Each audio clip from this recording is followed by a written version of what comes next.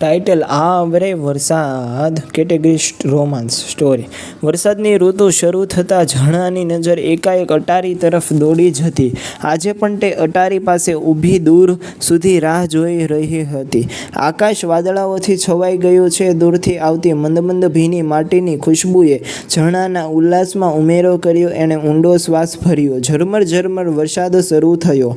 ઝરણાએ હાથ લંબાવી પાણીને હથેળીમાં ઝીલવાનો પ્રયત્ન કર્યો. હથેળી ઉપર ફોરા પડતા એનું મન પંખીની જેમ વતનમાં પહોંચી ગયું. ઝરણા વર્તમાનને ભૂલી અતાતના ખોળામાં બેસી ગઈ. ગામ છોડીએ એક દશકો થવા આવ્યો, છતાંય ગામનું એ ચોમાસું તેના અંતરના એક ખૂણામાં આજે પણ અકબંધ જળવાઈ રહ્યું હતું. ગામના એ વરસાદ સાથે તેને એક અજીબ લગાવ હતો. તેણે ગામના વરસાદને મન ભરીને માણ્યો હતો. શહેરમાં આવતા તમામ આવ્યા પછી જ્યારે વરસાદ આવતો ત્યારે વરસાદને ઝીલવા તેનું હૈયું તલપાપડ થઈ ઉઠતું. આજે આ બધા મધુર દિવસો સૂકા પર્ણના પેઠે ખરીને ધૂળમાં મળી ગયા હતા. તે સમયે જે આનંદનો ક્ષય કોક્ષ લાગતો તે ક્ષણે ક્ષણ કરીને ખાલી થઈ ગયો હતો. વરસાદ આવે, આંધી અને ગાજવીજ સાથે વરસાદ વરસે ત્યારે નાની ઝરણા હરખાઈ ઉઠતી. ફળિયાના બધા છોકરા છોકરીઓ વરસાદમાં પલળવા નીકળી પડતા હતા.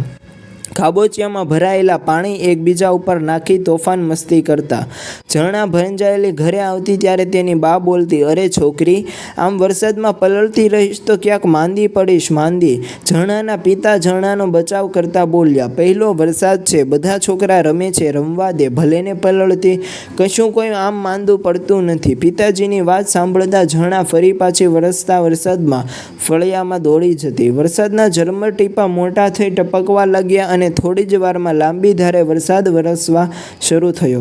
આકાશ ઘનઘોર થતાં હવાને અંધારે લપટેઈ લીધો. વાદળામાંથી એક ગરજતી કડકડાતી એક છેડેથી બીજે છેડે દોડતી થઈ અને પછી વીજળીના ધગધગતી તીક્ષ્ણ રેખાથી વાદળા ચીરાતા ચાલ્યા. ઝરણાના ચહેરા પર ઠંડા પાણીની છાલક વાગી. ઝરણાને કલરવ યાદ આવી ગયો. કલરવના પિતાની બદલી પ્રાથમિક શાળામાં થતાં તે ઝરણાના ઘરની બાજુમાં રહેવા આવ્યા હતા. તે સમયે ઝરણા અને કલરવ એક જ વર્ગના વિદ્યાર્થી હતા. શરૂઆતમાં કલરવને ગામમાં અજાણ્યું લાગતા તે કોઈ સાથે ખાસ બોલતો નહોતો. નિશાળેથી સીધો ઘેર આવી તેની બા સાથે જ રહેતો. ઝરણા તેને સાથે રમવા બોલાવતી તો શરમાઈ જતો. આછા બોલો, રૂપાળો હોઠ હંમેશા બિડાયેલ રહેતા, પણ એની આંખ ઘણું બધું કહી જતી. એના સંકોચનશીલ અને શરમાળ સ્વભાવને લીધે એ ઝરણાને ખૂબ ગમતો. બસ ગામના બીજા છોકરા પર ક્યારેય ન જન્મી હોય તેવી મમત, એક અજીબ ભાવ ઝરણાને કલરવ માટે હતો. ઝરણાના પિતા ગામના સરપંચ હતા એટલે સમય પસાર થતાં બંને ઘેર વચ્ચે સુમેળ બંધાયો. ઝરણા કલરવને ત્યાં જતી, કલરવ ઝરણાને ઘેર જતા સંકોચ અનુભવતો, પણ ઝરણા તેનો હાથ પકડીને તેને ઘેર ખેંચી જતી. આમ બંને વચ્ચે મિત્રતા બંધાઈ. કલરવને ગામમાં હવે એકલવાયું લાગતું નહોતું. ફળિયાના દરેક છોકરા તેના ભેરું બની ગયા હતા.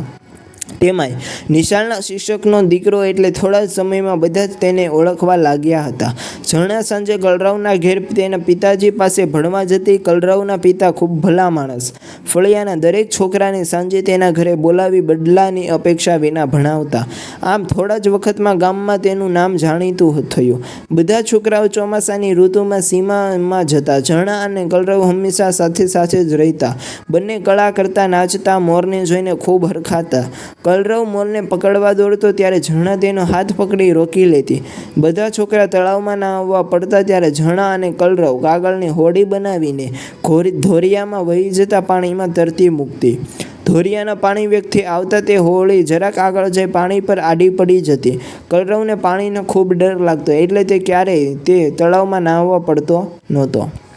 વરસાદને લીધે સીમમાં ચારે બાજુ ઘાસ ઉગી નીકળતું. સીમના ઝાડવાઓમાં વરસાદના ફોરા લપાઈને બેસી રહેતા. કલરવ ઝરણાને આવા ઝાડ પાસે લઈ જઈ તેના ઉપર આ ફોરાનો વરસાદ કરતો અને ઝરણા મલકી ઉઠતી. વાદળામાંથી કડકડાટની ગર્જના થતાં છોકરાઓ જોરશોરથી આવરે વરસાદ બોલતા ઝરણાની નજરે પડ્યા. તેણે તે તરફ જોયું. 4-5 છોકરાઓ જમીનમાં કંઈ રોપી રહ્યા હતા. તેની સાથે તેની દીકરી કેતા અને દીકરો આરજુ પણ હતા. તે દિવસે ઝરણા પર તેના આંગણામાં આ રીતે નાની નાની ક્યારીઓ બનાવી આ ક્યારીમાં મેથીના દાણા વાવી રહી હતી. તું શું કરે છે ઝરણા? અવાજની દિશા તરફ જોયું તો કલરવ તેને જોઈ મલકી રહ્યો હતો. આવ કલરવ, અહીં આવ. જો ક્યારીમાં મેં એક મનગમતી ચીજ છુપાવી છે, પણ તને હમણાં નહીં દેખાય. 2-3 દિવસ પછી તારી નજરે પડશે, ત્યારે જોજે. ઝરણાએ જાણે એક રહસ્યને પેટાળમાં છુપાવ્યું હોય તે રીતે બોલી. મને ખબર છે તે આમાં શું છુપાવ્યું છે. લાવ આ થાળી મને આપ અને તું આંખ બંધ કરી દે. ઝરણાના હાથમાંથી મેથીના દાણા ભરેલી થાળી કલરવ તેના હાથમાં લેતા બોલ્યો. ઝરણાએ આંખ બંધ કરી. ઝરણાએ જ્યાં મેથીના દાણા નાખ્યા હતા બરાબર તેની બાજુમાં કલરવે દાણા નાખી ઉપર ભીની માટી પાથરી દીધી. હવે આંખ ખોલ, બોલ હવે મેં શું છુપાવ્યું છે. એ તો 2 દિવસ પછી ખબર પડશે, ઝરણા બોલી. રોજ સવાર પડે ત્યાં બંનેની નજર તે ક્યારી પાસે આવી અટકી જતી. વરસાદને લીધે બરાબર 3જા દિવસે માટીમાંથી કલરવ ઝરણા લખાયેલ મેથીની કૂંપળો ફૂટી નીકળી. તે દિવસે બંને એકબીજા તરફ જોઈ શરમાઈ ગયા હતા. પ્રેમ કરવા જેવડી એ ઉંમરે નહોતી. બંને હજુ ઘણા નાના હતા. તોફાન મસ્તીના મેદાનમાં દૂરના ખૂણે એક કૂંપળ ફૂટી રહી હતી, પણ બંને અજાણ હતા. બેયના હૈયે એક જ સૂર ગુંજતો હતો. પ્રાથમિક શાળાનો અભ્યાસ પૂરો થયો. હાઈસ્કૂલમાં પણ બંને એક જ વર્ગમાં હતા. કલરવ ભણવામાં ખૂબ હોશિયાર, વિવેકી પણ એટલું જ. સ્કૂલમાં છોકરા છોકરીઓ એકબીજા સાથે ખાસ બોલતા નહીં. કલરવ પહેલેથી જ ખૂબ શરમાળ, એટલે નિશાળમાં ઝરણા સાથે ખાસ વાતો કરતો નહોતો. હવે તેને ઝરણા સાથે પહેલાં જેવી વાતો કરતા સંકોચ થતો. આવું કેમ થતું તે પોતે પણ જાણતો નહોતો. તે થોડો ગંભીર રહેતો, જ્યારે ઝરણા ખૂબ ચંચળ સ્વભાવની. તે હંમેશા વર્ગમાં પણ કલરવ તરફ જોયા કરતી. કલરવની નજર તેના તરફ પડતા તે શરમાઈને નજર ફેરવી લેતો. તું ખૂબ ઓછું બોલે છે, ઝરણા હંમેશા ફરિયાદ કરતી. તું વધારે બોલે છે ને આપણા બેમાંથી એક વધારે બોલે અને એક ઓછું બોલે એ જ સારું. કલરવ બોલતા તો બોલી ગયો. ઝરણા આ સાંભળી શરમાઈ ગઈ. ઉગતી ઉંમરની સોહામણી વેળાએ બંને એકબીજાના હૃદયમાં ડોકિયું કરી લીધું. હાઈસ્કૂલનો અભ્યાસ પૂરો થયો. પરિણામ આવી ગયા ત્યાં કલરના પિતાની બદલી થતાં કલરવે ગામ છોડ્યું. એ વિદાયની વેળા આજે પણ ઝરણાને એવી ને એવી જ યાદ છે. કલરવ ગામથી વિદાય લઈ રહ્યો હતો. ધૂંધળી ઉદાસી ચારે તરફ ફેલાઈ ગઈ. વિદાય લેતા તેને દુઃખ થવા લાગ્યું. વિદાય વેળાએ ઝરણાની આંખમાં આંસુ હતા. કલરવના હૃદયમાં વેદનાનો એક ધોધ ઉમટ્યો હતો.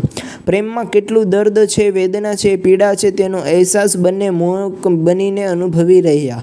કલરવને હવે હું ફરી કદી નહીં જોઈ શકું એવા ભાવ સાથે ઝરણાની આંખ છલકાઈ ગઈ અને કલરવ તેની યાદ છોડી વરસતા વરસાદે ઝરણાથી ખૂબ દૂર ચાલ્યો ગયો.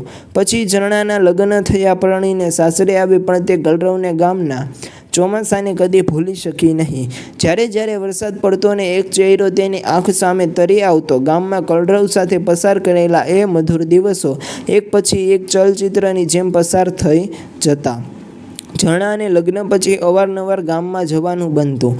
જૂના સ્મરણો યાદ કરતાં તે કલરવ વિશે માહિતી મેળવવાના અનેક પ્રયાસો કરતી, પણ કલરવના કોઈ સમાચાર તેને જાણવા મળતા નહોતા.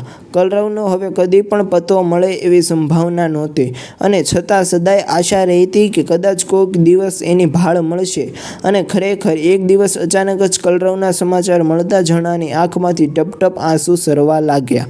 કલરવ હવાની પાંખે ઉડી પરદેશ જતો રહ્યો હતો અને ત્યાં જ સેટલ થયો હતો. કલરવ તેને યાદ કરતો હશે કે પછી વિદેશની ધરતી પર જઈ વિદેશના રંગે રંગાઈ ગયો હશે. ઝરણા ઝરૂખે ઊભી રહી વરસતા વરસાદ તરફ જોઈ રહી હતી. ત્યાં બહારથી ભીંજાઈને આવેલા કેતા અને આરજુ ઝરણાને વળગી પડ્યા. ઝરણાના રોમરોમમાં આનંદની લહેર દોડી ગઈ. તેણે બંનેને બાથમાં લઈ લીધા. બહાર વરસાદ મન મૂકીને વરસી રહ્યો